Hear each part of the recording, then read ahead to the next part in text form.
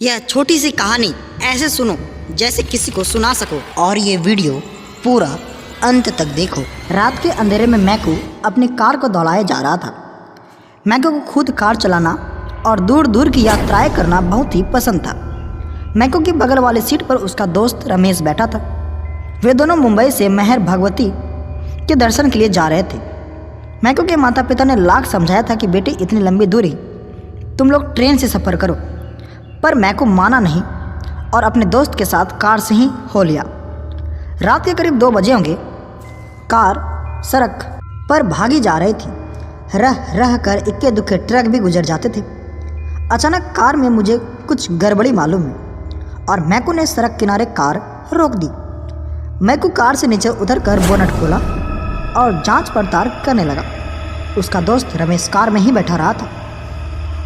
काफ़ी कुछ इधर उधर करने के बाद मैकू ने रमेश से कार को चालू करने के लिए कहा, पर यह क्या, रमेश तो बार बार चाबियां घुमा रहा था, पर अब कार स्टार्ट होने का नाम ही नहीं ले रही थी। इतनी रात को वे दोनों क्या करे, कुछ समझ में नहीं आ रहा था। अचानक रमेश के दिमाग में एक ख्याल आया। वह सड़क पर खड़े होकर इक्की दुक्की आने वाले जाने वाली गाड़ियों के लिए हाथ से इशारा करने लगा, पर कोई गाड़ी रुकने को तैयार नहीं थी।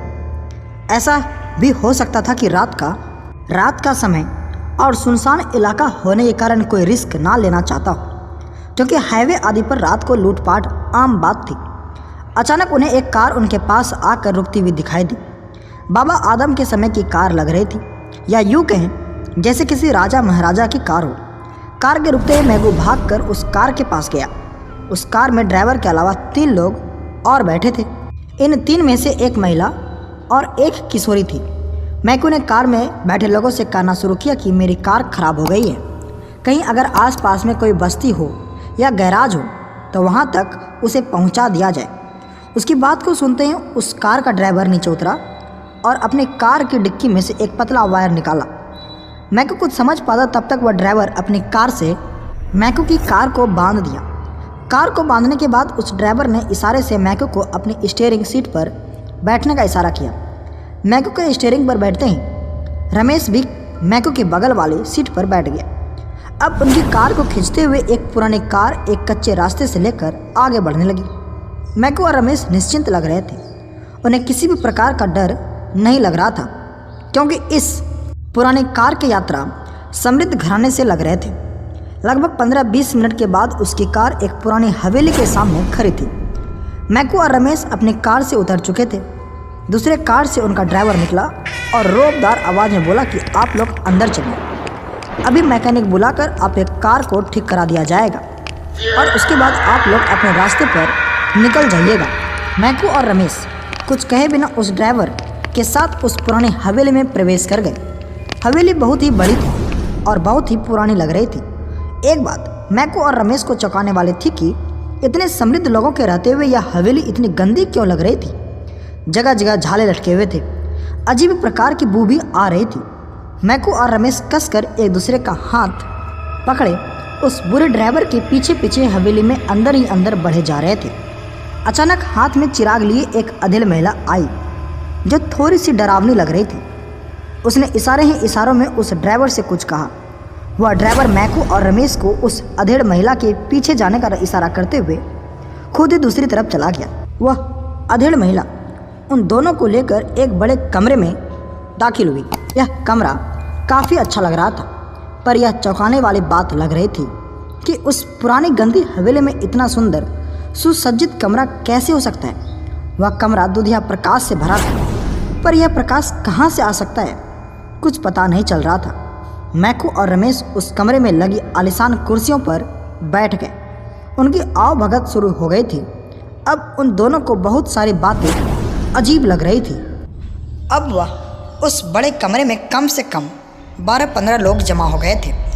कहीं स्वादिष्ट भोजन की खुशबू थी तो कहीं पैंगों का दौर चलना शुरू हो गया था। मैकू तो आए दिन दूर दूर की यात्राएं करता था। रात बिरात वह कहीं भी चला जाता था। उसे भूत प्रेत पर विश्वास तो था, पर वह एकदम निडर स्वभाव का था। वह अपने आप को माँ मैहर वाले का बहुत बड़ा भक्त मानता था और वर्ष में कम से कम 2 बार माँ के दर्शन अवश्य करता था। उसके गले में माँ की माला हमेशा लटके रहती थी और साथ ही उसके शर्ट के ऊपरी जेब में एक छोटा सा दुर्गा चालीसा। उसे जब भी थोड़ा समय मिलता इस चालीसा को निकाल कर पढ़ लिया करता था। पर आज निडर मैकू को लगने लगा था कि वह और उसका दोस्त किसी बहुत बड़ी मुसीबत में फंस गए हैं। उसके आसपास के लोगों का व्यवहार कभी कभी अजीब चौंकाने वाला होता लग रहा था। मैकू फिर भी डरा नहीं और हिम्मत से काम लिया। उसने अपने दोस्त को उठने का इशारा किया और पास में लगे एक सोफे पर बैठने का इशारा किया और इशारे में यह भी कहा कि तुम कस कर मेरा हाथ पकड़े रहना और डरना तो बिल्कुल नहीं। अच्छा तो यह बात थी, अब मैकू और रमेश जिस सोफे पर बैठे थे वहाँ पास में ही एक आलीशान शीशा लगा था। मैकू कनखी आंखों से रह रह कर उस शीशे में देख ले रहा था। रमेश को अजीब लगा कि मैकू उन कुर्सियों पर से उठकर इस सोफे पर क्यों बैठा। शायद मैकू रमेश के जहन में उठने वाली बात को समझ लिया था। उसने उस शीशे में देखने का लिए इशारा किया। अरे यह क्या! ज्यों ही रमेश ने शीशे में देखा उसकी तो सिट्टी पिट्टी ही गुम हो गई। भय से उसका चेहरा पीला पड़ गया। दरअसल उस कक्ष में चलते फिरते अच्छे लोग इस शीशे में बहुत ही भयानक लग रहे थे। इतना भयानक कि रमेश का कलेजा उसके मुंह में आ गया। वह पसीने से पूरी तरह भीग गया। शीशे में उसने यह भी देखा कि यह लोग जो पानी या मदिरा पी रहे हैं वह खून जैसा लग रहा है। यह लोग जो खा रहे हैं वह किसी भी मांस या हड्डियां लग रही है। वह तो अब पूरी तरह से परेशान था क्योंकि उसे लग रहा था कि अब उन दोनों का बचना असंभव है। अभी वे आपस में कुछ बात कर पाते तभी एक बूढ़ा बड़ी बड़ी मूँछों वाला उसके पास उपस्थित हुआ। वह लोई ओढ़े हुए था। उसके पीछे पीछे 2-3 सेवक टाइप के लोग थे। वह बूढ़ा मुस्कुराते हुए मैकू से कहा कि आज आपकी पोती का जन्मदिन है। अच्छा हुआ कि आप लोग भी आ गए। हमारी पोती का जन्मदिन धूमधाम से मनाया जाएगा और इसमें शामिल होने वाले सभी लोगों को राजसी कपड़े पहनने होंगे। अस्तु, आप लोगों से गुजारिश है कि पास के कमरे में जाकर अपने पहनावे बदल लें। यह बात कहते हुए बूढ़ा बार बार मैकू के गले में लटकती हुई माला को देख रहा था। उस माला की तरफ जब भी उसकी नज़र जाती वह थोड़ा भयभीत लगने लगता। अरे तभी अचानक एक खूबसूरत किशोरी वहाँ आ गई और उस बूढ़े की ओर देखते हुए देखकर बोली कि दादाजी, इस अवसर पर आप मुझे क्या उपहार देने वाले हैं? वह बूढ़ा हंसा और मैकू तथा रमेश की ओर देखते हुए बोला कि बेटी, तुझे मैं एक ऐसा उपहार दूंगा कि तू खुशी के मारे झूम जाएगी। इतना कहकर बूढ़े ने जोर का अट्टहास किया। ऐसा लगा कि उसकी अट्टहास में पूरी हवेली अट्टहास करने लगी। अब माहौल भी वही और भी डरावना होता जा रहा था। खैर मैकू ने अपना विवेक नहीं खोया और रमेश का हाथ पकड़कर पहनावा बदलने के लिए पास के बताए कमरे में तेजी से चला गया। कमरे में पहुंचकर जब रमेश डर के मारे अपने कपड़े उतारने लगा तो मैकू ने उसे रोका और कहा, बेवकूफ़ी मत कर, अपने कपड़े को पहन कर रख। और साथ ही उसने अपने जेब से दुर्गा चालीसा को निकाल कर रमेश की जेब में रख दिया और कहा, डर मत। देखा नहीं, मेरे गले की माला को देखकर वह बूढ़ा कैसे भयभीत लग रहा था। अब उन दोनों ने वहाँ रखे कीमती राजसी कपड़ों को अपने पहने हुए कपड़ों के ऊपर ही पहन लिए। कपड़े पहनने के बाद मैकू ने रमेश का हाथ कस कर पकड़ते हुए कहा कि तुम डरना मत, हम लोगों के साथ माँ मेहर वाली है और उनके रहते ये भूत प्रेत हम दोनों का कुछ भी नहीं बिगाड़ सकते। इसके बाद वे दोनों कमरे से निकलकर फिर उस बड़े कक्ष में आकर सोफे पर बैठ गए। देखते ही देखते पार्टी शुरू हो गई। उस बूढ़े की पोती किसी राजकुमारी से कम नहीं लग रही थी, पर उसी को शीशे में देखने पर वह एक महाकुरूप डरावनी साया के रूप में तब्दील हो जा रही थी। वह किशोरी प्रसन्न मन से मैकू के पास आई और उसके कंधे पर एक हाथ रख दी। अरे यह क्या! कंधे पर हाथ रखते ही ऐसा लगा जैसे कि उस किशोरी को 440 वोल्ट का करंट लगा हो। अभी कोई कुछ समझ पाता तब तक वह बहुत दूर जाकर गिर गई। अब तो वहाँ हड़कंप मच गया। मैकू सब समझ रहा था। उसे लगा कि यह जरूर उसके गले की माले की कारण हुआ है। उस किशोरी को दूर गिरते ही कई भूत प्रेत उसे उठाने में लग गए, जबकि वह बूढ़ा दौड़कर मैकू के पास आया और थोड़ा तेज आवाज़ पर डरते हुए बोला कि मैंने आपसे कहा था ना कि आप अपने कपड़े उतार कर हमारे यहाँ के कपड़े पहने। पर आपने नहीं माना। आप अपने गले में जो माला पहने हैं उसे भी हुए कहा कि वह किसी भी हालत में इस माले को नहीं उतारेगा। और इतना कहते हुए रमेश का हाथ और कस के पकड़ते हुए खड़ा हो गया। अब तो उस कमरे का हाल पूरी तरह से भयावह हो गया था। जो लोग सीधे साधे लग रहे थे अब वे भयानक हो गए थे।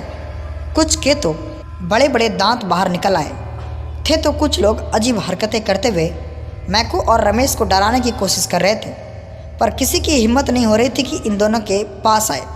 मैकू ने रमेश से कहा कि लगभग सुबह होने वाली है और सुबह होते ही यह भूतिया माया दूर हो जाएगी, इसलिए हम कुछ समय और निडरता के साथ इनका सामना करना है। इनके बाद वे दोनों फिर से वहीं सोफे पर बैठकर आंख बंद करके माँ मैहर वाली भगवती को गोहराने लगी।